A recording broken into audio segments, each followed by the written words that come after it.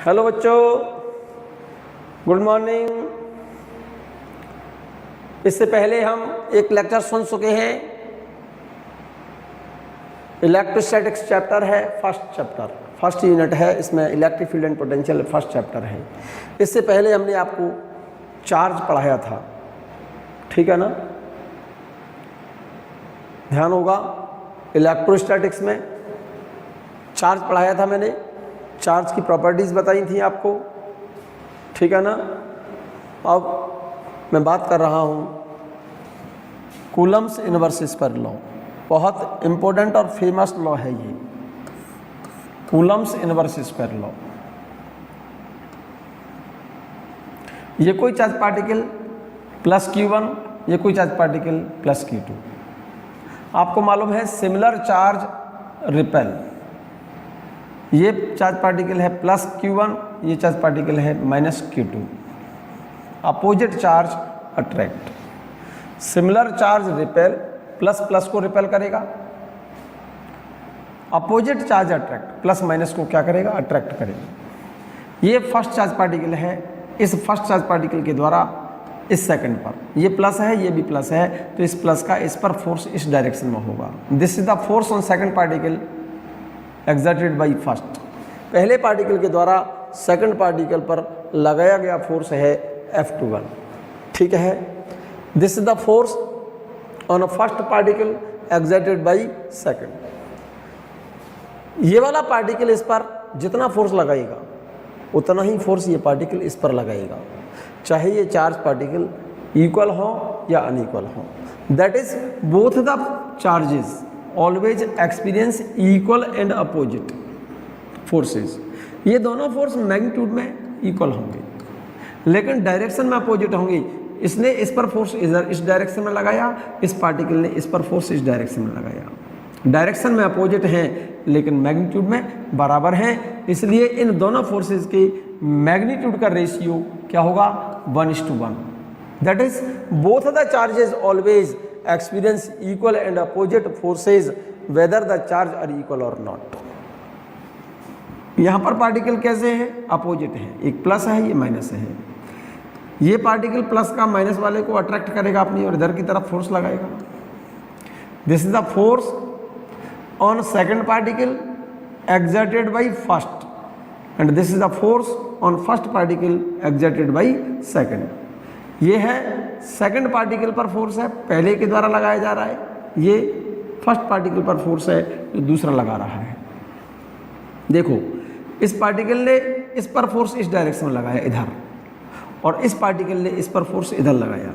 ये दोनों force direction में अपोजिट है। ये दोनों फोर्स भी अपोजिट हैं और ये दोनों फोर्स भी, ये रिपल्सिव है तो ये रिपल्सिव फोर्स है, ये अट्रैक्टिव फोर्स है।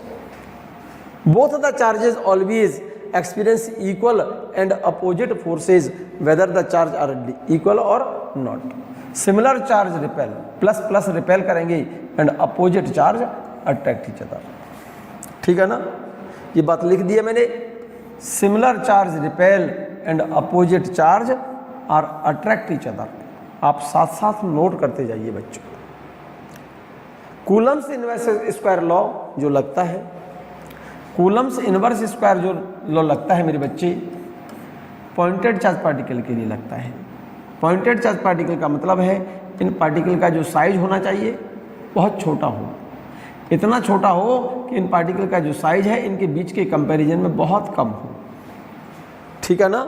सो electrical force between these two charges, इन दोनों चार्ज पार्टिकल के बीच में जो इलेक्ट्रिकल फोर्स लगता है, electrical force between these two charges is directly proportional to product of charges and inversely proportional to the square of distance between them।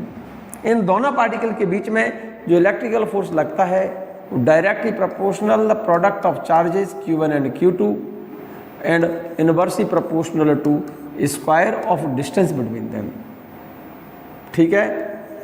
Coulomb's inverse square law, Coulomb's inverse square law, इसीलिए inverse square बोलते हैं इसको। Electrostatic force, electrostatic force को हम denote करते हैं FE से।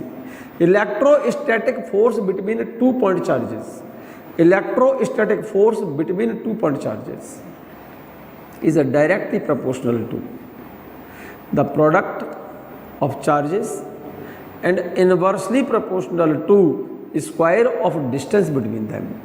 ये बात क्लियर है, ये बात लिख दी है मैंने यहाँ पर। Electrical force between 2 point charges is directly proportional to the product of charges and inversely proportional to the square of distance between them. So F is a directional Q1 and Q2 if R is a fixed, and F is inversely proportional to R square if Q1 and Q2 is a fixed। इन दोनों laws को मिला दो। First law F directly proportional Q1 into Q2 है और second law inversely proportional R square है।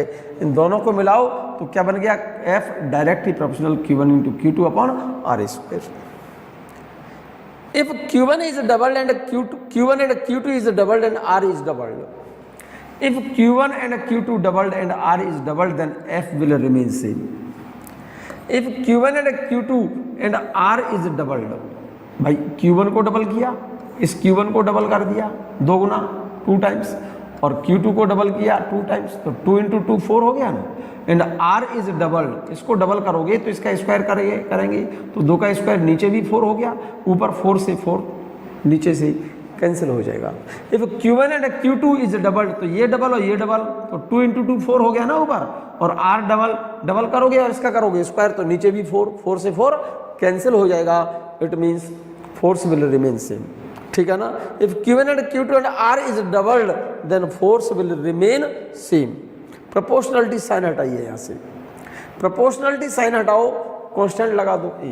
Proportionality sign हटा के हमने क्या लगा दिया? कांस्टेंट A, तो फॉर्मूला आ गया F equal to A Q1 Q2 by R square. इस फॉर्मूले को जरा ध्यान से देखें। Where A is constant, value of A is depend upon unit used and medium, nature of medium between 2 charges in CGS system. अगर CGS system में बेटा यूनिट सेलेक्ट करें हम, in CGS system Q1 and Q2 are used in ESU and R in centimetre, then F will be in dyne. अगर हम Q1 और Q2 को CGS में स्टड कूलम में लें, R को सेंटीमीटर में लें और F को डाइंस में लें, तो उस केस में इस A की वैल्यू 1 होगी बेटा। तो इसीलिए लिखा है in CGS system if Q1 and Q2 are in ESU। CGS system में चार्ज की यूनिट क्या ली है हमने? इलेक्ट्रोस्टैटिक यूनिट ऑफ चार्ज, और स्टड कूलम कह सकते हैं। And R in centimetre, then F will be in dyne, then value of A is equal to 1, और 1 डायन इज इक्वल टू जानते होंगे आप, 1 डायन इक्वल टू 10⁻⁵ न्यूटन होता है। तब उस केस में A की वैल्यू कितनी होगी? A इक्वल टू 1 होगा CGS सिस्टम में। तो A की ये वाली वैल्यू यहाँ से हटा करके मैं यहाँ लिख दूंगा, तो फॉर्मूला CGS में क्या आ जाएगा? देखो, इस A की जगह पर मैं A की वैल्यू क्या लिख रहा हूँ? 1। तो इस फॉर्मूले में F बराबर A Q1 Q2 by R square, where A is constant, value of A is depend upon unit selected as well as nature of medium between 2 charges. In a CGS system, Q1 and Q2 is taken in ESU and R in centimeter and F in dyne, then value of A is equal to 1 in CGS system। ये value अगर हम हटा करके यहाँ रखते हैं तो CGS system में फॉर्मूला क्या आ जाएगा? एक ही जगह पर 1 है, इस जगह पर पुट कर देंगे तो F बराबर फॉर्मूला आ जाएगा Q1 Q2 by R square. F equal to Q1 Q2 by R square dynes in CGS system. Clear हो गई बात? अगर हम A की वैल्यू ऐसा ही सिस्टम में ले बच्चों, अगर A को हमने CGS में लेगा, हमने इस फॉर्मूले में Q1 Q2 R और F को CGS सिस्टम में लिखा, तो A की वैल्यू CGS में 1 होगी। अगर इसी फॉर्मूले में Q1 Q2 R और F की वैल्यू अगर हम ऐसा ही सिस्टम में मीन्स MKS सिस्टम में पुट करें तो A की वैल्यू क्या होगी? ये बात मैंने यहाँ लिखी है। In SI system Q1 and Q2 are taken in coulomb and R in metre and F in newton, then value of A is equal to 1/4 pi epsilon naught in SI system और MKS system. तो इस value को फॉर्मूले में लिखेंगे A की जगह पर, इस वाले फॉर्मूले में A की जगह पर लिखोगे, इस A की जगह पर हम क्या लिखेंगे? SI सिस्टम में 1/4 पाई एप्सिलॉन नॉट, तो फॉर्मूला क्या आ जाएगा? F is equal to A की जगह पर लिख दिया है 1/4 pi epsilon naught Q1 Q2 by R square. Force की यूनिट लेंगे SI सिस्टम में न्यूटन, क्लियर है ये बात? ये फॉर्मूला हम जब अप्लाई करेंगे तो ये ध्यान रहे, दो चार्ज पार्टिकल के बीच में मीडियम क्या हो, वैक्यूम हो या एयर। ठीक है, in this relation where epsilon naught, इसको एप्सिलॉन नॉट पढ़ा जाता है, epsilon 0 is a constant known as permittivity of vacuum, और एब्सोल्यूट परमिटिविटी कहा जाता है इसको, एप्सिलॉन नॉट को। Value of epsilon naught in SI system is 8.85 into 10⁻12 coulomb square per newton metre square. यहाँ से यूनिट निकाल सकते हो आप इसकी वैल्यू होती है एसआई सिस्टम में 8.85 इंटू 10⁻12 एप्सिलॉन नॉट की वैल्यू। यहाँ से एप्सिलॉन नॉट को मैंने यहाँ ले लिया, एफ को यहाँ ले लिया, Q1 इंटू Q2 इसकी यूनिट हो गई कूलम स्क्वायर, एफ नीचे ले लिया इसकी यूनिट हो गई newton, R square metre square. तो एप्सिलॉन नॉट की यूनिट हो गई इस फॉर्मूले से एप्सिलॉन नॉट यहाँ पर, एफ यहाँ पर, Q1 इंटू Q2 तो कूलम स्क्वायर हो गया, एफ नीचे आ गया तो ये हो गया न्यूटन, ये आर स्क्वायर है, ये मीटर स्क्वायर। एक यूनिट और होती है मेरे बच्चे फैरड पर मीटर। इस यूनिट को मैं सेकंड चैप्टर में पढ़ाऊंगा, इसके नेक्स्ट वाला chapter capacitance, electrical capacitance chapter में पढ़ाऊंगा इस यूनिट को, आप तब तक ध्यान रखें इसको। अब इस एप्सिलॉन नॉट की वैल्यू, ये वाली वैल्यू मैं यहाँ रख दूँ तो ऐसा ही सिस्टम में एक ही वैल्यू निकल आएगी, ए बराबर 1/4 पाई एप्सिलॉन नॉट, ए बराबर 1/4 पाई एप्सिलॉन नॉट। 1/4 पाई की वैल्यू 3.14, एप्सिलॉन नॉट की वैल्यू ये सब्स्टिट्यूट कर दूं मैं यहाँ पर 8.85 इंटू 10⁻12, और इस वैल्यू को जब सॉल्व करेंगे आप इस वैल्यू को तो ये वैल्यू निकल के आएगी आपकी 9 इंटू 10⁻9, और इसकी यूनिट क्या आ जाएगी, ए की। भाई एप्सिलॉन नॉट की यूनिट तो ये रही, और ये 1/एप्सिलॉन नॉट है तो ए की यूनिट, इसका उल्टा कर दो इस वाली यूनिट का, तो इस ए की यूनिट क्या आ गई, Newton metre square per coulomb square, इसका उल्टा कर दो ना। अरे भाई 4 पाई की यूनिट तो होगी नहीं, और एप्सिलॉन नॉट की यूनिट ये रही coulomb square per newton metre square, तो यहाँ पर 1 coulomb square upon newton metre square, तो न्यूटन मीटर स्क्वायर ऊपर जाएगा ना, तो newton metre square upon coulomb square. तो ए की वैल्यू ऐसा ही सिस्टम में आ गई कितनी, 9 इंटू 10⁻9। तो A equal to 1/4 pi epsilon naught equal to 9 into 10⁻9 newton metre square per coulomb square in SI system.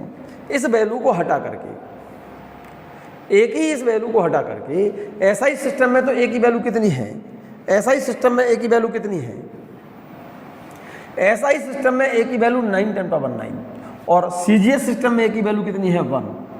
अगर हम इस ए की जगह पर, इस जगह पर, ये ए की जगह पर लिखा है ना, और ए की जगह पर, इसकी जगह पर हम 9 इंटू 10⁻9 लिखते हैं, तब ये फॉर्मूला बन जाएगा एसआई सिस्टम में एफ बराबर 9 10⁻9 Q1 Q2 by R square. इतने न्यूटन इन एम के सिस्टम। और ये रिलेशन मेरे बच्चे तभी लगाया जाएगा जब दो चार्ज पार्टिकल के बीच में या तो वैक्यूम हो या फिर एयर हो। यही फॉर्मूला याद रखें, यही फॉर्मूला काम का है आपका। और सीजीएस सिस्टम में एक ही जगह पर क्या लिखेंगे 1, तो फॉर्मूला एफ बराबर Q1 Q2 by R square dynes, वो सीजीएस सिस्टम में मैं बता चुका हूँ। क्लियर है? If Q1 equal to Q2 equal to Q and R is 1 meter and F between two charges is 9 10⁻9 Newton, then Q1 बराबर Q2 बराबर Q equal to 1 coulomb. मतलब इसका ये है, डेफिनेशन बोल रहा हूं कूलम की। अगर Q1 बराबर Q2 हो, Q के बराबर हो, Q1 बराबर Q और Q2 बराबर Q, and R is equal to 1 metre, R की जगह पर 1 मीटर लिख दो, और F की जगह पर कितना लिख दो 9 इंटू 10⁻9, 9 इंटू 10⁻9। जरा ध्यान से देखना, तो जरा गौर से देखो, Q1 की जगह पर Q, Q2 की जगह पर Q, और R की जगह पर 1 और F की जगह पर 9 10⁻9। तो इस वैल्यू से ये वैल्यू कैंसिल हो गई, ये 1 का स्क्वायर तो 1 हो गया, तो Q1 की वैल्यू Q और Q2 की वैल्यू Q, तो Q into Q square equal to क्या आएगा 1, तो Q स्क्वायर इक्वल टू यहाँ पर क्या हो जाएगा 1, और Q स्क्वायर इक्वल टू 1, तो इसका मतलब क्या हो गया Q इक्वल टू 1 कूलम। ये डेफिनेशन है किसकी, कूलम की। इसका मतलब क्या हो गया, if two equal charges placed in air at 1 meter distance apart and experience a force of 9 into 10 power 9 Newton, then either charge is said to be 1 coulomb. ठीक है, both the charges always experience equal and opposite forces whether the charge are equal or not. फिर समझो आप, if Q1 बराबर Q2 बराबर Q, Q1 की जगह पर Q और Q2 की जगह पर Q and R equal to 1 metre and F equal to 9 10 power 9 newton, ये वैल्यू सब्स्टिट्यूट कर दो इस फॉर्मूले में, तो वैल्यू क्या आ जाएगी मेरे बच्चे, ये वैल्यू यहाँ पर सब्स्टिट्यूट करोगे इस फॉर्मूले में, तो इसकी जगह पर 9 इंटू 10 पावर 9 लिखोगे आप, देख लो, इसकी जगह पर 9 इंटू 10 पावर 9 लिख दो, 9 इंटू 10 की पावर 9, और Q1 की जगह पर Q लिखो और Q2 की जगह पर Q लिखो, और R की जगह पर लिखो 1, 1 का स्क्वायर तो 1 ही हो गया, तो इस वैल्यू से ये वैल्यू कैंसिल हो जाएगी। यहाँ पर Q into Q, Q square equal to क्या आएगा, Q into Q, Q square equal to क्या आ जाएगा 1, क्यू स्क्वायर इजिकल टू 1 आ जाएगा, that is Q equal to 1 coulomb. ये एक कूलम की डेफिनेशन है ये। If two equal charges placed at 1 meter distance apart in vacuum or air and experience a force of 9 into 10 power 9 Newton, then either charge is said to be 1 coulomb. तो हर एक particle का charge कितना होगा, 1 coulomb होगा। Clear हो गई बात ये। Both the charges always experience equal and opposite forces whether the charge are equal और नॉट। इसका मतलब क्या है, आपने लिखा है both the charges always experience equal and opposite charges, opposite, both the charges always experience equal and opposite forces whether the charge are equal और not. ये बात आपने लिखी है ऊपर, क्या, both the charges always experience equal and opposite forces whether the charges are equal or not. If the distance is doubled, then force become 1/4. इसका मतलब क्या हुआ बच्चों, मैं समझा देता हूं आपको। आपने लिखा है both the charges always experience equal and opposite forces whether the charge are equal or not। तो जैसे हमने कहा एक चार्ज पार्टिकल Q1, इसकी वैल्यू प्लस मान लो 2 कूलम है, और एक पार्टिकल यहाँ से r डिस्टेंस पर यहाँ रखा हुआ है, इसका चार्ज Q2 मान लो प्लस 1 कूलम है। 2 कूलम के द्वारा 1 कूलम पर फोर्स कितना लगेगा, इधर F2 exerted by first, and second वाले पार्टिकल के द्वारा फर्स्ट पर जो फोर्स लगेगा, force on first particle exerted by second. तो इस पार्टिकल के द्वारा इस पर फोर्स कितना लगेगा, इसके लिए formula low, F21 is a directive, इसने लगाया इस पर, तो क्या लिखेंगे Q1 into Q2 upon R square. ठीक है, ये तो लगाया किसने, फर्स्ट ने लगाया सेकंड पर। अब सेकंड फर्स्ट पर कितना लगा रहा है, उसके लिए फॉर्मूला कौन सा लगाएंगे, फर्स्ट पर लग रहा है फोर्स, सेकंड लगा रहा है, directly proportional this charge into this charge upon R square. अरे भाई यहाँ पर 2 इंटू 1 किया आपने और यहाँ पर 1 इंटू 2 किया, क्या फर्क आ गया, मेरे ख्याल से दोनों फोर्स कैसे हैं, क्लियर हो गई होगी मेरी बात। That is both the charges always experience equal and opposite forces whether the charge are equal और नॉट। तो यहाँ पर तो चार्ज इक्वल नहीं है, लेकिन फोर्स दोनों पर, इसके द्वारा इस पर और इसके द्वारा इस पर, दोनों पर फोर्स कैसा है, सेम है। ठीक है, general important point about Coulomb's law, सुनिएगा जरा ध्यान से। आपने कूलम्स लॉ का जो फॉर्मूला पढ़ा है, F equal to 9 into 10 power 9 Q1 Q2 by R square. Put only magnitude of charges not their signs, that is F is always positive. तो इस फॉर्मूले में हम Q1 और Q2 के केवल साइन मैग्नीट्यूड रखते हैं उसके साइन पुट नहीं करते। Put only magnitude of charges, not their signs, that is F is always positive. For example, जैसे हम ये कहें कि एक पार्टिकल, एक चार्ज पार्टिकल ये है, एक चार्ज पार्टिकल ये है। इस पार्टिकल का चार्ज मान लो Q1 प्लस 5 माइक्रोकूलम, और इस चार्ज पार्टिकल का चार्ज है Q2 equal to minus 9 microcoulomb.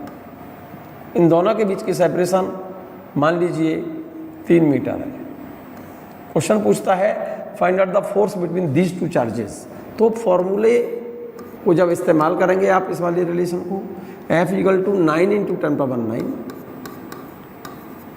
Q1 plus है और इसका Q2 कैसा है, माइनस है। प्लस और माइनस साइन फॉर्मूले में पुट नहीं करते, केवल इसका मैग्नीट्यूड लिखा जाता है। नॉट देयर साइंस का मतलब इनकी साइन पुट नहीं करते, केवल प्लस और माइनस से। तो ये देखा जाता है कि फोर्स अट्रैक्टिव है या रिपल्सिव। तो ये वैल्यू कितनी लिखोगे, Q1 की जगह पर 5 इंटू 10 पावर माइनस 6, Q2 की जगह पर क्या लिखोगे, माइनस 9 माइक्रोकूलम है, माइनस नहीं लगाओगे यहाँ पर, केवल क्या लिखोगे 9 इंटू 10 की power minus 6 divide by R square. 3 का स्क्वायर क्या करेंगे 9, इस 9 से 9 कैंसिल। समझ आ रही है बात। 5 का मल्टीप्लाई 9 से कर दो, 45 इंटू माइनस 12 ये और प्लस 9 ये रहा, तो 10 की पावर माइनस 3 न्यूटन। प्लस और माइनस से तो ये देखा जाता है कि फोर्स की नेचर कैसी है, फोर्स कैसा होगा, अट्रैक्टिव होगा। तो प्लस और माइनस साइन से केवल फोर्स की नेचर देखी जाती है। प्लस और माइनस साइन फॉर्मूले में प्लस और माइनस में साइन उसका पुट नहीं करते हैं। ठीक, सेकंड पॉइंट देखें, बहुत इंपॉर्टेंट है, ध्यान दीजिए। ये जो रिलेशन देख रहे हैं आप कूलम्ब्स लॉ का, F equal to 9 into 10 power 9 Q1 Q2 by R square. जरा ध्यान से देखें,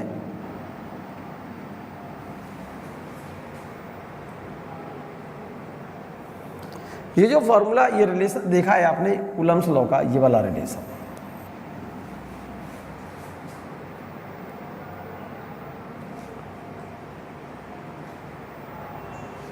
ये रिलेशन जो देखा है आपने, F equal to 9 into 10 power 9 Q1 Q2 by R square. If each charge is increased by nearly 41.4%, मतलब हर एक पार्टिकल का चार्ज, इस पार्टिकल का चार्ज 41.4% बढ़ा दें, इस पार्टिकल का चार्ज भी 41.4% बढ़ा दें, that is Q1 and Q2। Q1 और Q2 दोनों को 41.4% का मतलब Q1 and Q2 become √2 times. Q1 को हम √2 टाइम्स कर दें, Q1 भी √2 टाइम्स और Q2 भी √2 टाइम्स। √2 इंटू √2 क्या हो जाएगा 2। इफ R इज फिक्स, अगर डिस्टेंस को फिक्स रखें, डिस्टेंस को फिक्स रखकर हर एक पार्टिकल का चार्ज हम √2 टाइम्स कर दें, √2 का मतलब होता है 1.414 टाइम्स। 1.414, ये 1 से कितना ज़्यादा है 0.414, तो 100 से कितना ज़्यादा है 41.4%। अगर हम हर पार्टिकल का चार्ज 41.4% बढ़ा दें, that is each charge become √2 times, it means each charge increased by nearly 41.4%, then the force become doubled। तो फोर्स क्या हो जाएगा, क्योंकि Q1 भी √2 टाइम्स और Q2 भी √2 टाइम्स, तो फोर्स क्या हो गया, force doubled, but distance will remain same. Distance को सेम रखकर हर एक पार्टिकल का चार्ज √2 टाइम्स कर दिया जाए, इट मीन्स हर एक पार्टिकल का चार्ज 41.4% इंक्रीज कर दें, तो फोर्स क्या हो जाएगा, डबल। थर्ड पॉइंट देखो, इंपॉर्टेंट पॉइंट है, फॉर्मूला यही है।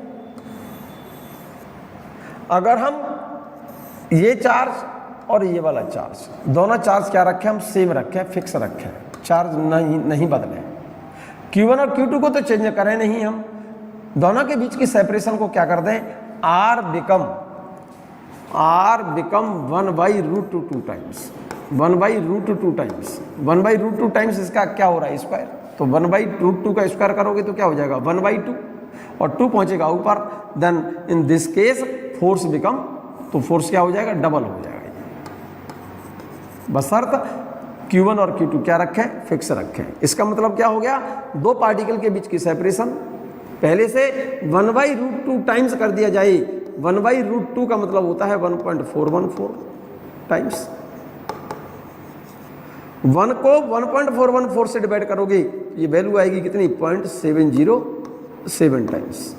इसका मतलब if distance reduced to nearly 70.7% of the original distance, then force become doubled but Q1 and Q2 will remain same.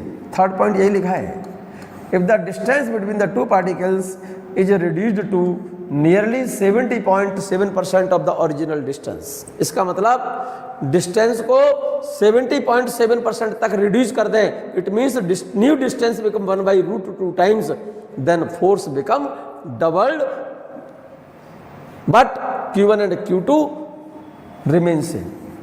ठीक है, यहां से आगे की बात कर रहा हूं।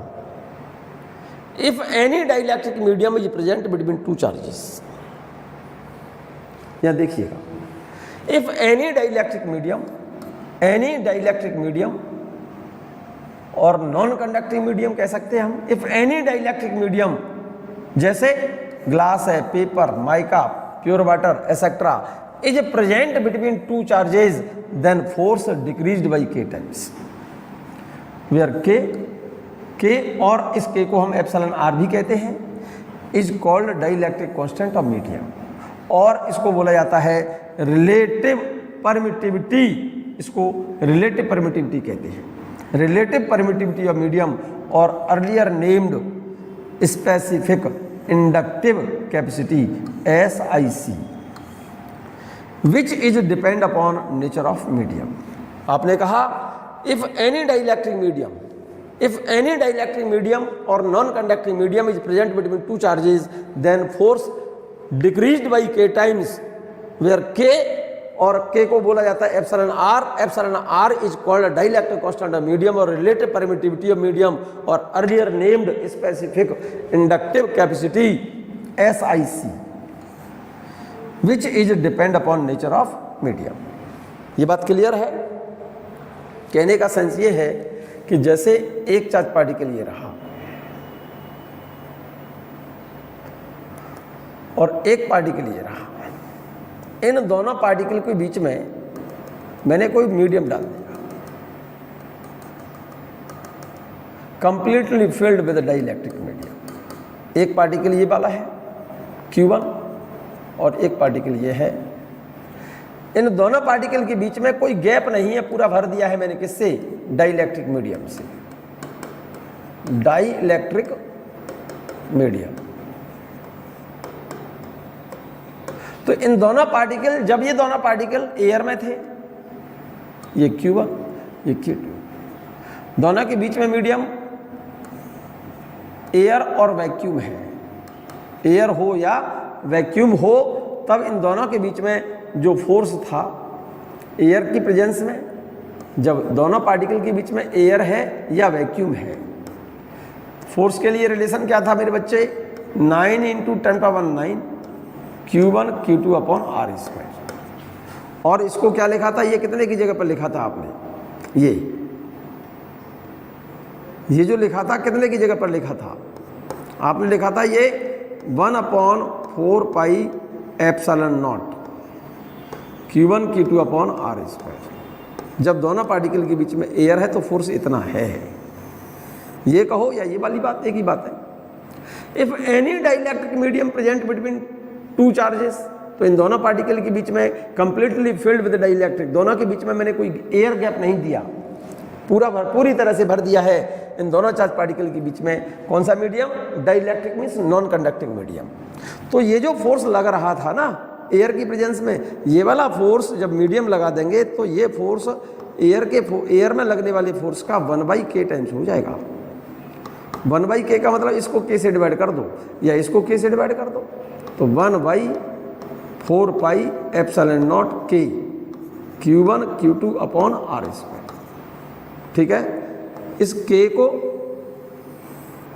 के को हम क्या बोलते हैं, डाइलेक्ट्रिक कांस्टेंट, और इसे बोलते हैं रिलेटिव परमिटिविटी, और it's earlier name is specific inductive capacity, SIC। ये लिख दिया है आपने, ये रहा। If any dielectric medium or non conducting medium, जैसे ग्लास है, पेपर है, माइका है, डिस्टिल वाटर, प्योर वाटर, दो चार्ज पार्टिकल के बीच में रख दिया जाए, is present between two charges, दोनों पार्टिकल के बीच में कोई डाइलेक्ट्रिक मीडियम भर दें, देन फोर्स डिक्रीज्ड बाई के टाइम्स। तो उन दोनों के बीच में, उन दोनों चार्ज पार्टिकल के बीच में जो एयर के प्रेजेंस में जो फोर्स था, वो फोर्स के टाइम्स डिक्रीज हो जाएगा, घट जाएगा। जहां पर के क्या है, वेयर के, और इस के को बोला जाता है epsilon R is called dielectric constant of medium, और इसको बोला जाता है एप्सिलॉन आर को या तो के कहो या एप्सिलॉन आर कहो, इसे बोलते हैं रिलेटिव परमिटिविटी ऑफ मीडियम। और इसका अर्लियर नेम एक और है, earlier named specific inductive capacity, SIC, which is depend upon nature of medium. Means इस के की जो वैल्यू है, इन दोनों पार्टिकल के बीच में जो मीडियम होगा, उस मीडियम की नेचर पर डिपेंड करता है। के की वैल्यू, के वैल्यू ऑफ के is depend upon nature of medium present between two charges. For vacuum, vacuum के लिए मेरे बच्चे के की वैल्यू 1 होती है। अगर दो चार्ज पार्टिकल के बीच में एयर है, कोई गैस है, तो के की वैल्यू 1.00058। ये जो वैल्यू देख रहे हैं आप, लगभग एक ही है, एक से थोड़ी ज़्यादा है। सो फॉर के फॉर गैसेस और एयर स्लाइटली ग्रेटर देन 1, ये थोड़ी सी ज़्यादा है। सो के फॉर गैसेस और एयर स्लाइटली ग्रेटर देन 1, एक से थोड़ी ज़्यादा है, के से बहुत थोड़ी सी ज़्यादा है, but not very greater than 1। Clear है? स्पेशली फॉर मेटल्स, मेटल्स के लिए के की वैल्यू क्या है मेरे बच्चे? मेटल्स के लिए के की वैल्यू क्या है? फॉर मेटल्स के बराबर होता है इन्फिनिटी। इन्फिनिटी लिख लो इसे। फॉर मेटल्स, मैं यहां पर नोट कर दे रहा हूं बच्चों, थोड़ा सा रफ सा दिख रहा है यहां पर, आप लिख लो। फॉर मेटल्स, मेटल्स के की वैल्यू होती है मेरे बच्चे इन्फिनिटी। नोट कर लिया? फॉर डाइलेक्ट्रिक, फॉर ये लिखा हुआ है for dielectric, for dielectric, dielectric medium, dielectric medium value of के इज ग्रेटर देन 1, ठीक है ना, but not infinity. Dielectric medium के लिए के की वैल्यू 1 से ज्यादा होगी, लेकिन इन्फिनिटी नहीं होगी, ठीक है ना। अगर दो चार्ज पार्टिकल के बीच में कोई मीडियम है, तो फोर्स, एयर में लगने वाले फोर्स का 1/k टाइम्स होगा। जैसे आपने कहा था, ये दो पार्टिकल हैं Q1 और ये Q2, दोनों के बीच की सेपरेशन R है, और बीच में मीडियम एयर हो और वैक्यूम, एयर और वैक्यूम हो, एयर हो या वैक्यूम हो, तो इन दोनों के बीच में लगने वाला जो फोर्स है, एयर में लगने वाला फोर्स, डायरेक्ट लिख दो 1/4 pi epsilon naught Q1 Q2 by R square. और इतने की वैल्यू कितनी लिखी थी आपने? 9 × 10⁹ Q1 Q2 upon R square. Note करते जाइएगा, जब एयर है दो पार्टिकल के बीच में, तब ये फोर्स है। If any dielectric medium is present between these two charges, ये वाला पार्ट चार्ज पार्टिकल और ये चार्ज पार्टिकल, मेरे बच्चे बड़े होशियारी से सुनिएगा आप, इन दोनों के बीच में हम कोई डाइलेक्ट्रिक मीडियम भर दें, कंप्लीटली फिल्ड विद डाइलेक्ट्रिक, मतलब पूरी तरह से भर दें, इसके बीच में कोई डाइलेक्ट्रिक मीडियम भर दें, कंप्लीटली फिल्ड विद डाइलेक्ट्रिक, यहां पर कोई एयर गैप ना हो, और इन दोनों के बीच की सेपरेशन वही है r। तो इन दोनों के बीच में जो फोर्स एयर की प्रेजेंस में लग रहा था ना, इस फोर्स से मीडियम में जो फोर्स लगेगा, एयर में जो फोर्स लग रहा था, इस फोर्स का 1/k टाइम्स होगा, 1/k। तो या तो k यहाँ लिख दो या फिर k यहाँ लिख दो नीचे। तो इसको क्या लिख सकता हूँ मैं, यहाँ पर लिखोगे तो फॉर्मूला क्या लिखोगे, 1/4πε0k Q1 Q2 upon r square is equal to 1/4πε0k की जगह पर क्या लिखा हुआ है, 9 × 10⁹ अपॉन k एक्स्ट्रा से लिख दिया ये Q1 Q2 upon r square. ये फॉर्मूला हम तब लगाएंगे जब दो चार्ज पार्टिकल के बीच में कोई डाइलेक्ट्रिक मीडियम कंप्लीटली फिल्ड है, पूरी तरह से भरा हुआ है, दो चार्ज पार्टिकल के बीच में डाइलेक्ट्रिक मीडियम भर दिया है, तो फोर्स के लिए रिलेशन ये रहा, ठीक है ना। तो ये फॉर्मूला ये लिखा है आपने, मीडियम में है, मीडियम है तो फोर्स कितना है, फोर्स इन एयर अपॉन के से डिवाइड कर दिया। यहाँ पर के से डिवाइड कर दो, इस फॉर्मूले को नोट कर लो, 1/4πε0k नोट करते जाइएगा, Q1 Q2 upon r square. हम ε0k की जगह पर हमने यहाँ पर देखो 4π तो ये रहा, 4π ये है, और इस ε0k की जगह पर मैंने क्या लिख दिया है, एप्सिलॉन लिख दिया है। क्या लिख दिया है, ये एप्सिलॉन। यहाँ पर इस ε0 को बोलते हैं परमिटिविटी ऑफ फ्री स्पेस और वैक्यूम। ε0 को कहते हैं क्या बेटा, ε0 परमिटिविटी।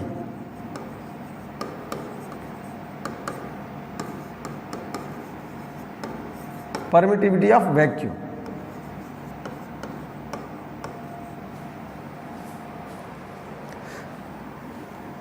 एप्सिलॉन नॉट को बोलते हैं परमिटिविटी ऑफ वैक्यूम।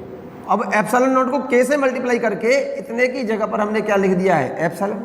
तो इस एप्सिलॉन को बोलते हैं परमिटिविटी ऑफ मीडियम। एक्चुअल में 4π तो यहाँ पर है, 4π को छोड़ करके जो एप्सिलॉन लिखा होता है ये उस मीडियम की परमिटिविटी होती है जो इन दोनों चार्ज पार्टिकल के बीच में है। अगर इन दोनों के बीच में वैक्यूम होता तो उसको परमिटिविटी को क्या लिखते हैं हम, परमिटिविटी को लिखते हैं हम ε0। और अगर कोई मीडियम है तो इस ε0k की जगह पर हम इस फॉर्मूले को हम ऐसे भी लिख सकते हैं, 1/4π epsilon Q1 Q2 upon r square. Actual में ये जो एप्सिलॉन लिखा हुआ है ना आपने, ये ε0k की जगह पर लिखा है, ये 4π तो ऐसे ही है, ε0k की जगह पर क्या लिखा हुआ है, एप्सिलॉन लिखा है आपने। तो इस रिलेशन में, यहाँ पर इस रिलेशन में इसको तो बोलते हैं परमिटिविटी ऑफ वैक्यूम और एयर, और इसको बोलते हैं permittivity of medium, permittivity of medium, ठीक है ना। और इस k को बोलते हैं रिलेटिव परमिटिविटी। तो इसलिए आपने एक लाइन लिखी है यहाँ पर, देखो ये तो फॉर्मूला समझ में आ गया। आपने ε0k, इस ε0k की जगह पर क्या लिखा है, एप्सिलॉन। तो एप्सिलॉन बराबर ε0k, तो k बराबर क्या हो जाएगा, ε0 को नीचे ले लो, तो k को हम εr भी लिखते हैं, equal to epsilon upon ε0। Epsilon ये तो मीडियम की परमिटिविटी है और ये वैक्यूम की परमिटिविटी है। ये परमिटिविटी ऑफ मीडियम,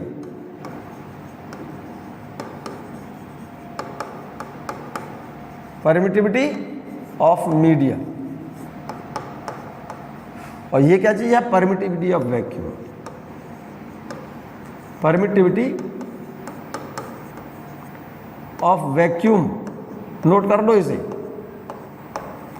मीडियम की परमिटिविटी को वैक्यूम की परमिटिविटी से डिवाइड कर देंगे तो उस मीडियम की निकल आएगी क्या, रिलेटिव परमिटिविटी, और इसी को बोला जाता है उस मीडियम का dielectric constant. It has no unit, क्योंकि ये भी परमिटिविटी, यहाँ भी परमिटिविटी, परमिटिविटी से परमिटिविटी की यूनिट कट जाएगी तो k की कोई यूनिट नहीं होती है, इसीलिए लिखा है k has no unit. Clear है ये बात। मैं बात कर रहा हूं vector form of Coulomb's law. क्या मेरे बच्चे, कूलम्स लॉ का वेक्टर फॉर्म समझिए बच्चों, बहुत इंपॉर्टेंट टॉपिक है और ये क्वेश्चन एग्जाम में आता है, डेफिनेटली आता है।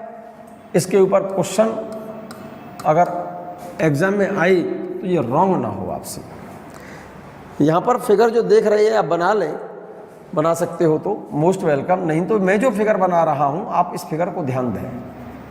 जैसे एक चार्ज पार्टिकल Q1 है और एक चार्ज पार्टिकल Q2, ये भी प्लस और ये भी plus, both the charges either positive और नेगेटिव, या तो दोनों प्लस प्लस के हैं या दोनों माइनस माइनस के हैं। देखो इस वाले फिगर को मैं यहाँ बना रहा हूँ, जरा गौर से देखना, ये प्लस, ये चार्ज पार्टिकल प्लस Q1, ये चार्ज पार्टिकल प्लस Q1, ये तो प्लस Q1 और ये प्लस Q2, मान जाइए। गौर से देखो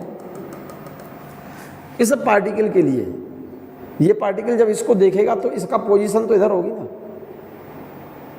और ये पार्टिकल इस पर फोर्स किधर लगाएगा, इधर लगाएगा। ये क्या चीज़ है, force on second particle exerted by first. Second particle पर फोर्स है ये, और किसके द्वारा लगाया जा रहा है, फर्स्ट के द्वारा, F21। और इस पार्टिकल की पोजीशन यहाँ से देखेंगे तो यहाँ से यहाँ तक की डिस्टेंस लेंगे ना, यहाँ से इधर की डिस्टेंस लेंगे कि यहाँ से इधर की डिस्टेंस लेंगे। भाई इस पार्टिकल की डिस्टेंस चाहिए मुझे, तो यहाँ से इधर चलेंगे ना हम, तो इस पार्टिकल का पोजीशन वेक्टर किधर है, इस पार्टिकल का पोजीशन वेक्टर इधर है। इन दोनों के बीच की सेपरेशन r है, इन दोनों के बीच की सेपरेशन कितनी है, r। तो इस पार्टिकल का पोजीशन वेक्टर तो हम इधर दिखाएंगे, this is the position of second particle with respect to first. इसको मैंने यूनिट वेक्टर कह दिया है, ठीक है ना, क्या बोल दिया है, यूनिट वेक्टर इस पोजीशन वेक्टर r का, ठीक है। अच्छा जी, दूसरा पॉइंट देखें, इस पार्टिकल ने इस पर फोर्स इधर लगाया और इस पार्टिकल की पोजीशन भी इधर है, पोजीशन वेक्टर और फोर्स दोनों सेम डायरेक्शन में हैं। अच्छा यहाँ देखो जरा, ये पार्टिकल Q1, ये पार्टिकल Q2। मैं क्या कहना चाहता हूँ, मेरी बात को सुनना ध्यान से, इन दोनों के बीच की सेपरेशन तो वही r है, ये वाली। ये पार्टिकल इस पर फोर्स किधर लगाएगा, देखिएगा जरा ध्यान से, ये पार्टिकल इस पर फोर्स इधर लगाएगा, इसका मतलब इस पार्टिकल का फोर्स इस पर इधर है। ये पार्टिकल, ये वाला पार्टिकल इस वाले पार्टिकल का फोर्स इधर लगाएगा ना, तो ये F फर्स्ट पर है, कौन लगा रहा है, second. Force on first particle exerted by second particle, और इस पार्टिकल, इस वाले पार्टिकल की, ये पार्टिकल इस पर लगा रहा है फोर्स, तो ये वाला चार्ज इनटू ये वाला चार्ज अपॉन यहाँ से यहाँ तक की डिस्टेंस, यहाँ से यहाँ तक की डिस्टेंस का स्क्वायर करेंगे ना आप, तो ये पोजीशन वेक्टर इसका इधर हो गया, क्या होगा, ये R12, ये भी यूनिट वेक्टर मान लिया मैंने, ठीक है ना। एक बात जानते हो आप, जैसे ये कोई वेक्टर है, तो वेक्टर बराबर होता है magnitude of vector into its unit vector, ठीक है। हम आपसे ये बोले सेकंड पार्टिकल के यहां से पोजीशन वेक्टर कौन सा है, R21, और फर्स्ट पार्टिकल का पोजीशन वेक्टर कौन सा है, इसको क्या बोलेंगे, R12। तो इन दोनों R वेक्टर R बराबर magnitude of R into unit vector of R। मैं इसको ऐसे लिखूं, इस डिस्टेंस को R बोला है, आपने यहां भी डिस्टेंस R बोली है, ध्यान दीजिए मेरी बात पर। तो इसको क्या मैं ऐसे लिख सकता हूं, देखो जरा, R21 is equal to magnitude of R21। इस R21 का मैग्नीट्यूड कितना है, R21 की डायरेक्शन तो इधर है, और इसका मैग्नीट्यूड कितना है, R ही तो है, और इसका यूनिट वेक्टर R21 का, ठीक है। और हम इसको ऐसे भी लिख सकते हैं, R12 ये वेक्टर है, ये रहा, ये डिस्टेंस को मैं R12 लिख रहा हूं वेक्टर के फॉर्म में, इसका मैग्नीट्यूड कितना है, इसका भी मैग्नीट्यूड कितना है, R है, और इस वेक्टर का यूनिट वेक्टर R12 का यूनिट वेक्टर। चेक करो, मतलब डायरेक्शन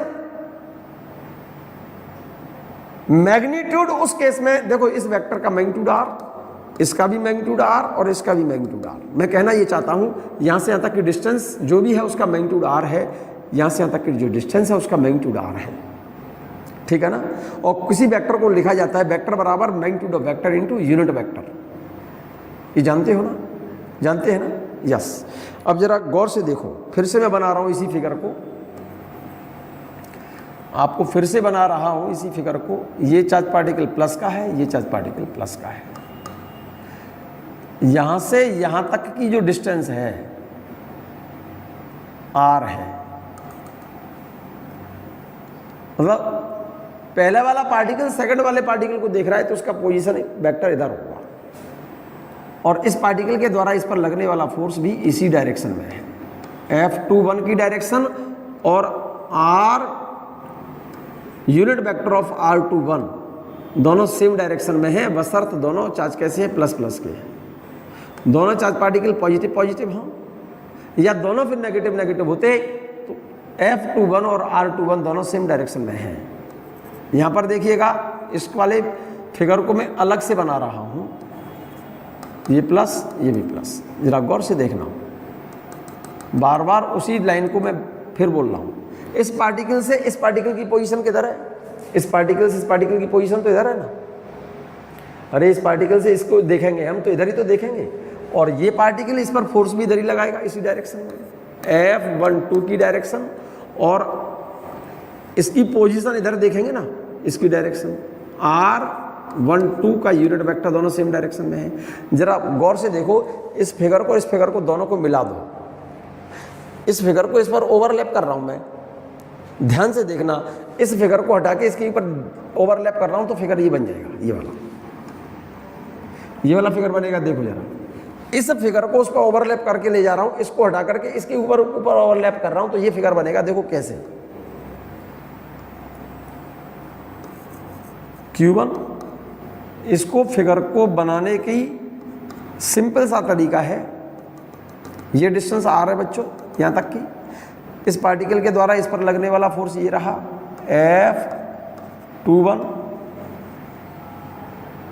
और इसका पोजीशन वेक्टर इधर ही है, ये क्या है, R21 का यूनिट वेक्टर, इसके द्वारा इस पर फोर्स ये वाला इधर है F12, और R12 मैं क्या कहना चाहता हूं, देखो F12 और R12 की डायरेक्शन दोनों सेम है, ये और ये सेम डायरेक्शन में है, और F21 और R21 की डायरेक्शन सेम है। ऐसा तभी होगा कब, जब दोनों चार्ज पार्टिकल या तो प्लस प्लस के हों या दोनों माइनस माइनस के हों। इसीलिए मैंने एक लाइन लिखी है यहाँ पर, let R21 is a unit vector from first to second. R21 पहला देख रहा है सेकंड वाले को फर्स्ट से सेकंड की ओर, एंड R12, ये 12 लिखा है बच्चों, R12 is the unit vector from 2 to 1, मतलब R21 क्या है, R21 ये रहा, this is the position vector और unit vector from first to second particle, and R12 is the unit vector from second to first. इस point को note करो, कर लिया। So vector form of Coulomb's law is given by F21 is equal to 9 × 10⁹ Q1 Q2 upon R²। This is the unit vector R21 के ऊपर ये unit vector पर cap लगा दिया बच्चों। ये कंडीशन कब आएगी, ये फॉर्मूला कब होगा, if Q1 × Q2 is greater than 0, so both the charges are either positive और negative, then direction of F21 and R21 is same as shown in above figure। पहले इस पॉइंट को यहां तक नोट करिएगा आप। देखो, फोर्स सेकंड पार्टिकल पर लग रहा है F21, वेक्टर लगा रखा है मैंने ऊपर, वेक्टर फॉर्म में लिख रहा है, आप वेक्टर फॉर्म में लिख रहे हो, is equal to 9 × 10⁹ Q1 Q2 upon R²। This is the unit vector of R21, और यूनिट वेक्टर ऑफ R21 क्या होता है रे, vector R21 is equal to magnitude of vector into unit vector of R21, ये unit vector है। तो इस R21 को मैं क्या लिख सकता हूं, R21 का यूनिट वेक्टर बराबर लिख सकता हूँ vector upon magnitude of vector, ठीक है ना। ये यूनिट वेक्टर है R21। इसको और करके हम ऐसे लिख सकते हैं, इसको 9 × 10⁻9 Q1 Q2 अपॉन R² तो ये रहा, और एक R ये आएगा, ये भी R², वो R² तो ये, और एक R ये, तो RQ हो गया, और इंटू R21 वेक्टर है ये, और ये मैग्नीट्यूड ऑफ वेक्टर है Q। अगर इसको वेक्टर लिखते हो तो इसको RQ पावर 3 लिखोगे, और अगर इसको यूनिट वेक्टर लिखते हो तो ये R² है। ये क्वेश्चन प्रॉब्लम है तुम्हारी, नोट कर लो। If Q1 × Q2 is greater than 0, that is both the charges either positive और नेगेटिव, या तो दोनों प्लस प्लस के हो, प्लस इंटू प्लस करोगे तो ग्रेटर देन 0 आएगा, या फिर दोनों माइनस माइनस के हो। If Q1 × Q2 is greater than 0, so both the charges are either positive or negative, then direction of F21 and R21 or direction of F12 and R12 are same। F12 और R12 की direction same होगी तो उस case में formula ये लिखा जाएगा।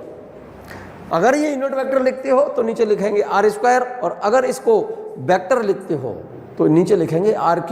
फिर से मैं कह रहा हूं, आपकी प्रॉब्लम है ये, देखो ध्यान से, ठीक है ना। अगर ऐसा है, एक चार्ज पार्टिकल प्लस का है और एक माइनस का है, that is force between two charges is attractive. क्या एक चार्ज तो प्लस का है, ये माइनस का है। जरा इस फिगर को मैं अलग से यहां बना रहा हूं, इस वाले फिगर को मैं यहां बना रहा हूं, ध्यान से सुनिएगा, बना लो आप पेन से। प्लस Q1 और ये माइनस Q2, और इन दोनों के बीच की सेपरेशन R है। ये वाला पार्टिकल पहले वाला सेकंड वाले पार्टिकल पर फोर्स किधर लगाएगा, इधर। ये क्या चीज है, फोर्स है सेकंड पार्टिकल पर। कौन लगा रहा है, पहले वाला। This is the force on second particle exerted by first. पहले इस पार्टिकल के द्वारा इस पर फोर्स इस डायरेक्शन में है, और इस पार्टिकल का यूनिट वेक्टर इस डायरेक्शन में है। ये किसकी डायरेक्शन है, R21। This is the unit vector, क्या बेटा, unit vector from 1 to 2। This is the force on the second particle exerted by first. ये मेरे ख्याल से ये फोर्स और ये पोजीशन देखो, F21 और R21 दोनों अपोजिट हैं, ये इधर है, ये इधर है, और दोनों ये अपोजिट तब होंगे जब एक चार्ज प्लस का हो और एक माइनस का हो। दूसरा फिगर मैं और बना रहा हूं अलग अलग, ये प्लस का है, ये माइनस का है। आप ध्यान से सुनो, ध्यान से देखो। इस पार्टिकल ने इस पर फोर्स तो इधर लगा दिया, इसका पोजीशन इधर है। अब इस पार्टिकल पर फोर्स देखो, ये पार्टिकल, ये वाला पार्टिकल इस पर फोर्स किधर लगाएगा, इधर। This is the force on first particle exerted by second. This is the force on first particle exerted by second particle, और इस पार्टिकल की पोजीशन देखेंगे तो इधर आएगी। This is the unit vector 1 2। This is the unit vector from 2 to 1। This is the unit vector from 2 to 1। This is the unit vector from 1 to 2। तो R21 और F21 की डायरेक्शन अपोजिट है, F12 और R12 की direction opposite है। जरा गौर से देखो इन दोनों फिगर को। इन दोनों फिगर को मैं ओवरलैप करा रहा हूँ, इसको मैं यहाँ पर ओवरलैप करा रहा हूँ, इसको यहाँ ओवरलैप कर रहा हूँ। तो ये R21, ठीक है ना, ये F21, और ये F12, ये R12, इन दोनों को ओवरलैप कर रहा हूँ। ध्यान गौर से देखना, बहुत ध्यान से देखना। ये तो Q1 प्लस का लिया है मैंने, ये Q2 माइनस का लिया है। देखिएगा ये क्या है, F21, और इसका पोजीशन वेक्टर ये रहा R21, ठीक है।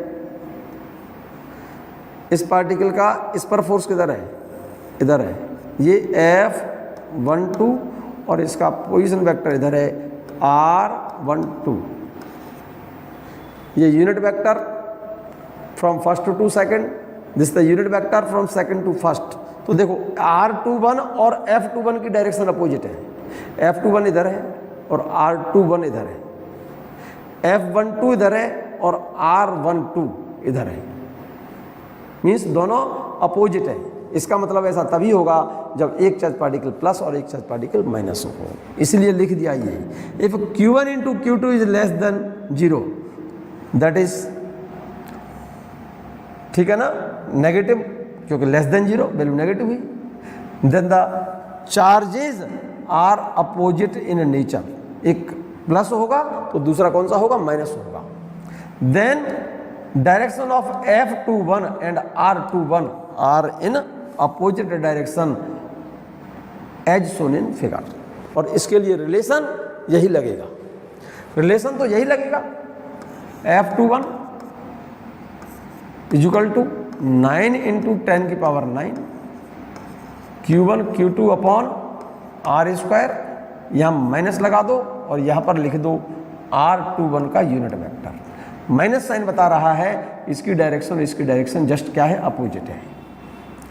अगर इसको वेक्टर लिखते हो तो इसे आर क्यू लिखो, अगर इसको फॉर्मूले को ऐसे लिखते हो 9 into 10 power 9 Q1 Q2 upon R Q, और इसे लिख दो वेक्टर, वेक्टर का R21 को R21 और इस वेक्टर लगा दो।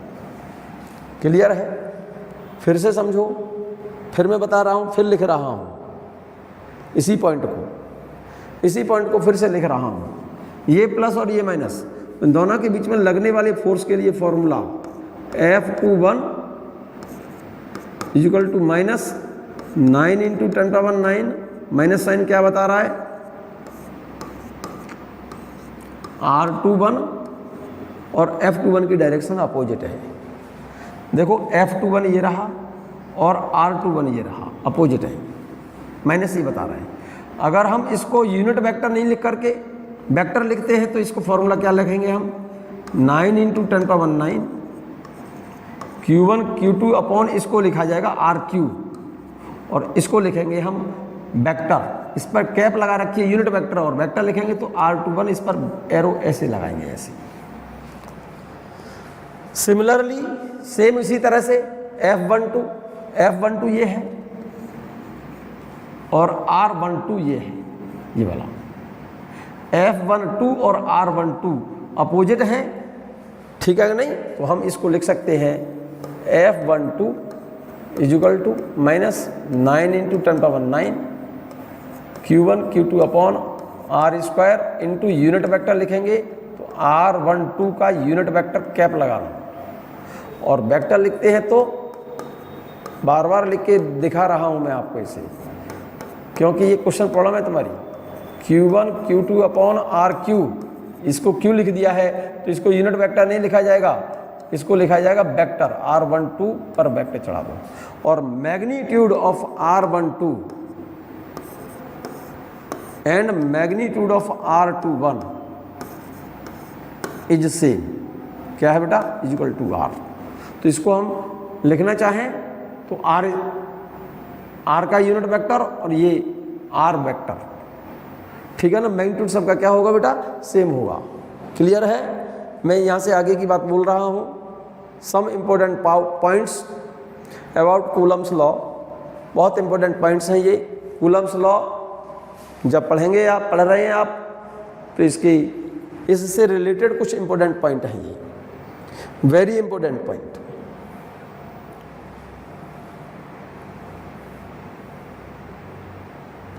पहले इस पॉइंट को देखें, बड़ा काम का पॉइंट है बच्चों, ये क्वेश्चन प्रॉब्लम है तुम्हारी।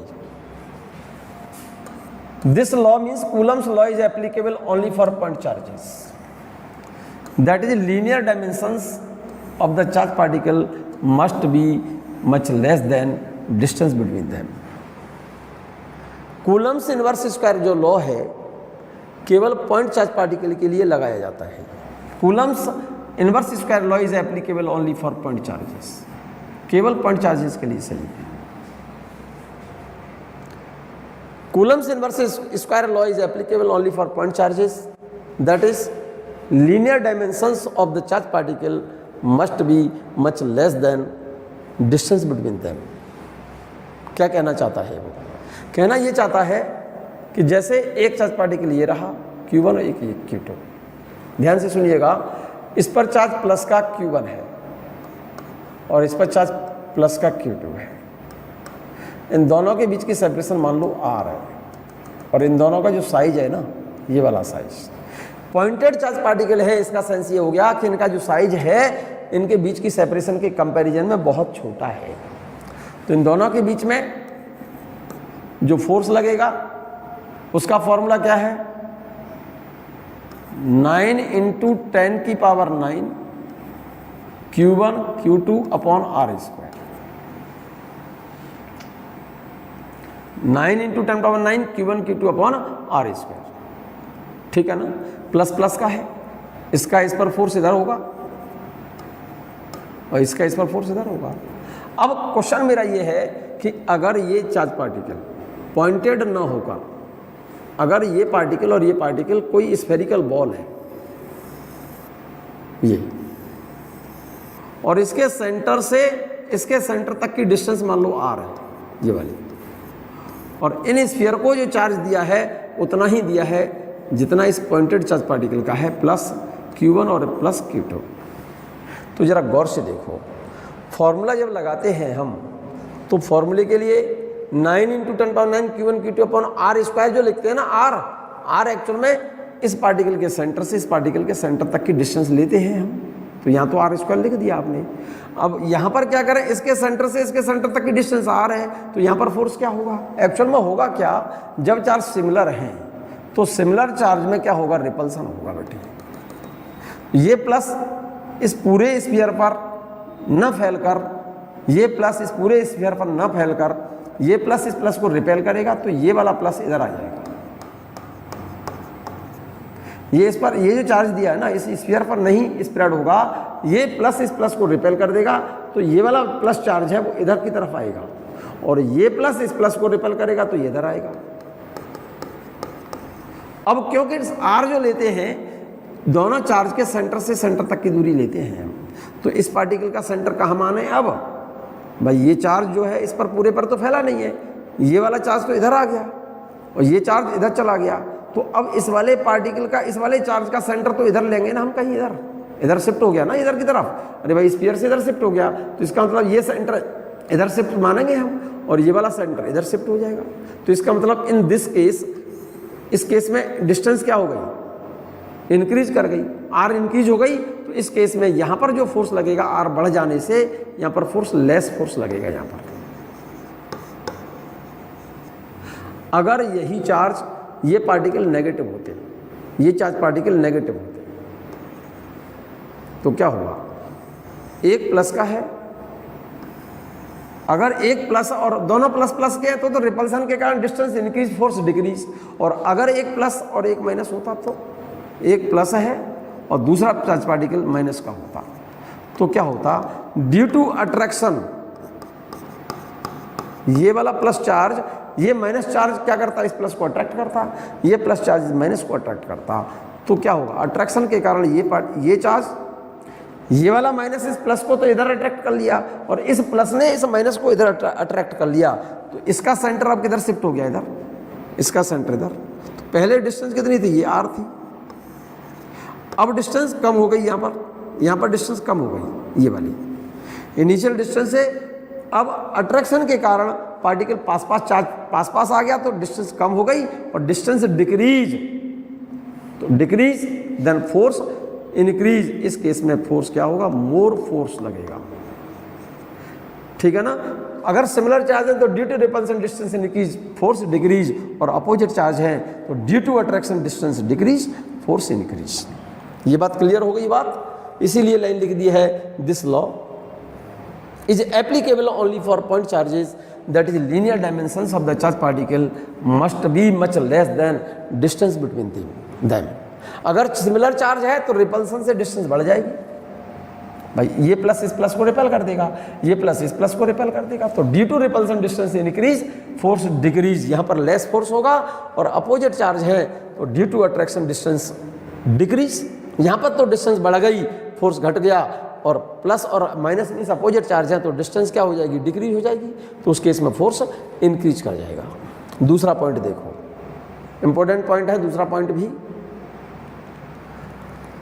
Coulomb's inverse square law is applicable for very small as well as very large distance। बड़ा काम का पॉइंट है। Coulomb's law is applicable for very small as well as very large distance.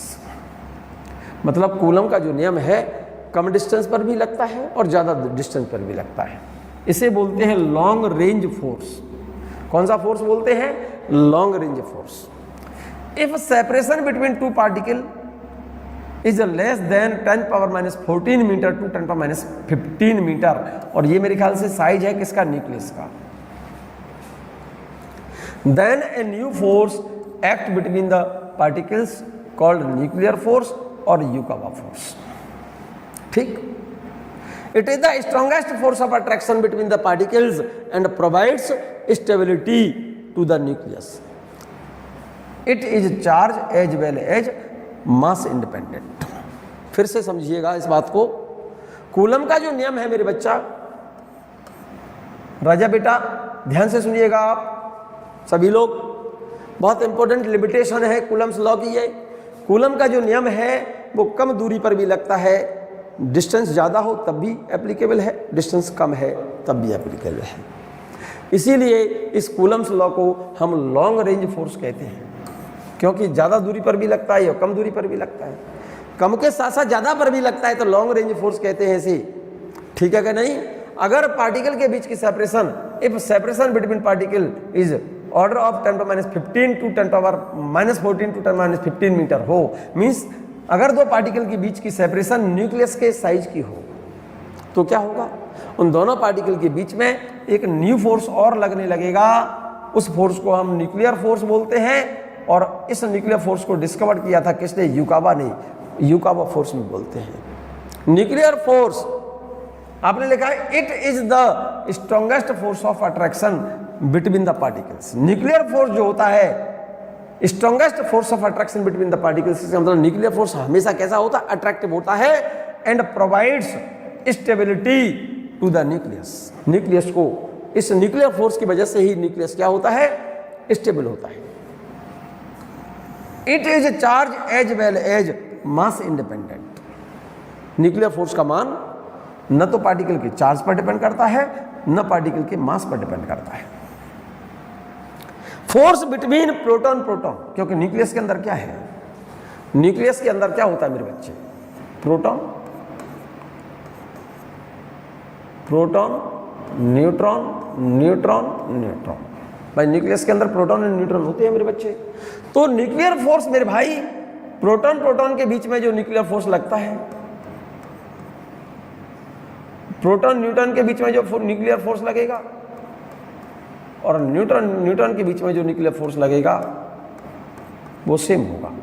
Proton proton के बीच में जो nuclear force है F, force between proton proton, force between proton neutron, proton और neutron के बीच में जो फोर्स लगेगा, न्यूक्लियर फोर्स हमेशा अट्रैक्टिव होता है, जिसकी वजह से न्यूक्लियस क्या होता है, स्टेबल होता है। और फोर्स बिटवीन न्यूट्रॉन न्यूट्रॉन, इसका मतलब इन प्रोटॉन प्रोटॉन के बीच में न्यूक्लियर फोर्स, प्रोटॉन न्यूट्रॉन के बीच में न्यूक्लियर फोर्स और न्यूट्रॉन न्यूट्रॉन के बीच न्यूक्लियर फोर्स क्या होता है बेटा, सेम होता है, बराबर होता है। Nuclear force is depend upon direction off spin motion. It is, it किसके लिए लिखा है ये, न्यूक्लियर फोर्स के। Nuclear force is depend upon direction off spin motion.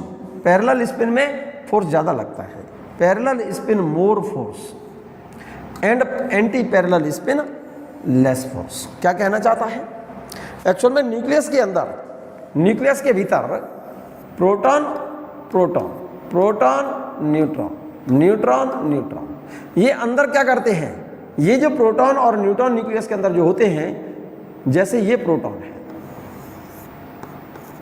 ये भी प्रोटॉन है, ये प्रोटॉन है, ये न्यूट्रॉन है, ठीक है ना, ये न्यूट्रॉन है, ये भी न्यूट्रॉन है। जरा गौर से देखिएगा, ये न्यूक्लियस के भीतर क्या करते हैं, स्पिन करते हैं, ऐसे स्पिन तो समझते हो ना। अगर दो पार्टिकल एक सेम डायरेक्शन में स्पिन कर रहे हो, इस स्पिन को बोलते हैं पैरेलल स्पिन। और अगर दो पार्टिकल, जैसे ये प्रोटॉन ऐसे स्पिन कर रहा है और ये न्यूट्रॉन इस तरह से स्पिन कर रहा है, तो ये एंटी पैरेलल स्पिन हो गई और इसको बोलते हैं parallel spin.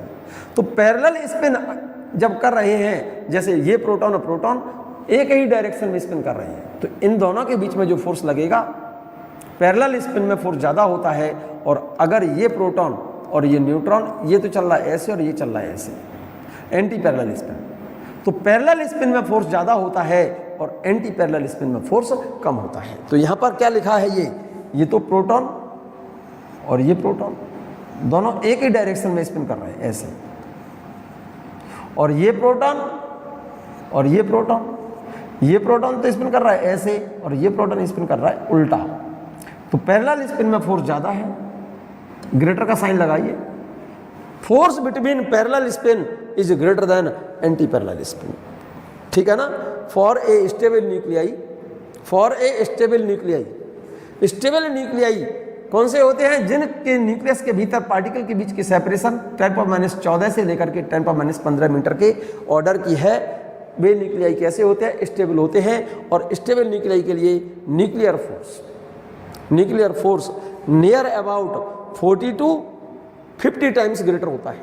For a stable nuclei, note कर लो इस बात को, स्टेबल न्यूक्लियाई वो होते हैं जिनके बीच की सेपरेशन, जिन न्यूक्लियाई के अंदर प्रोटॉन और न्यूट्रॉन मीन्स न्यूक्लियॉन्स के बीच की सेपरेशन 10⁻14 मीटर से 10⁻15 मीटर के ऑर्डर की होती है। उन न्यूक्लियाई के अंदर न्यूक्लियर फोर्स जो होता है लगभग 40 से 50 गुना बड़ा होता है, किससे, इलेक्ट्रिकल फोर्स से। और 10⁻37 टाइम्स न्यूक्लियर फोर्स ग्रेटर होता है, किससे, ग्रेविटेशनल फोर्स से। इसका मतलब ग्रेविटेशनल फोर्स बहुत वीक फोर्स हो गए, ठीक है ना। For stable nuclei, stable nuclei उनको बोलते हैं जिन न्यूक्लियस के अंदर प्रोटॉन और न्यूट्रॉनों के बीच की सेपरेशन, या न्यूट्रॉन के बीच की सेपरेशन, या प्रोटॉन और प्रोटॉन के बीच की सेपरेशन 10⁻14 से 10⁻15 मीटर के ऑर्डर की हो, तो उनके अंदर न्यूक्लियर फोर्स लगभग 40-50 गुना बड़ा होगा, किससे, इलेक्ट्रिकल फोर्स से। और 10⁻37 टाइम्स बड़ा होगा, किससे, ग्रेविटेशनल फोर्स से। कौन सा फोर्स, न्यूक्लियर फोर्स। इसका मतलब ये हो गया, न्यूक्लियर फोर्स सबसे बड़े हैं, न्यूक्लियर फोर्स सबसे ग्रेटर होते हैं। इससे वीक होते हैं बेटे इलेक्ट्रिकल फोर्स, इससे वीक होते हैं बेटा मैग्नेटिक फोर्स, इससे वीक होते हैं बेटा, सबसे वीक होते हैं ग्रेविटेशनल, और इससे भी वीक होते हैं वैन डर वाल्स फोर्स। कौन से बेटा, van der Waals force, gas molecule के बीच में जो लगते हैं। फिर से समझो, न्यूक्लियर फोर्स सबसे स्ट्रॉन्गेस्ट फोर्स है, इससे वीक इलेक्ट्रिकल है, इससे वीक ग्रेविटेशनल मैग्नेटिक है, और इससे वीक ग्रेविटेशनल है। और सबसे वीक होते हैं कौन से, van der Waals force. Clear है।